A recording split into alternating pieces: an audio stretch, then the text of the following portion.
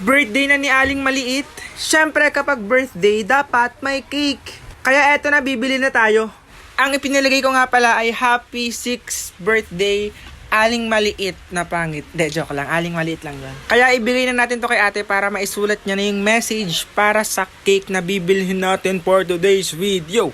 Nagtaka ako guys kasi dalawang binigay sa aking cake pero isa lang yung in-order ko. Sabi nila yung isang cake daw ay para kay Aling Maliit. Bigay daw nila. Ayun, kilala daw si Aling Maliit. Thank you so much guys. Salamat sa support.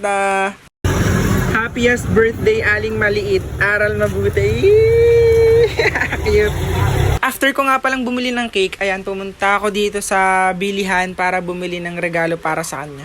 Hindi ko alam kung ano pero tara hanap muna tayo dito. At dahil maulan ng panahon, ang naisip kong ibigay ay etong botang eto.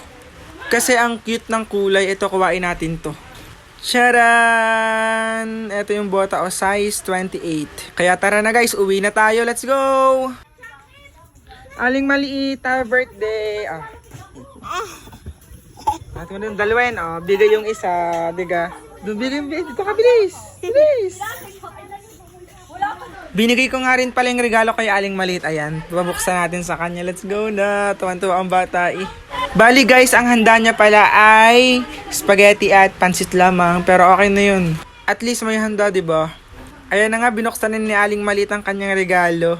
Ay, tuwan-tuwa ang bata. Napaka-cute naman ang batang are. Bungi nga laang. Sabi ko sa kanya, ayan, sukatin niya. Ayun. Tapos eto na nga susukatin na ni Aling Maliit na kanyang bota.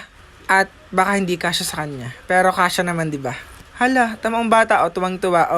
Tuwang-tuwa naman ang batang maliit eh. Happy birthday, Aling Maliit. Sana hindi ka na magtaray. Yun lang.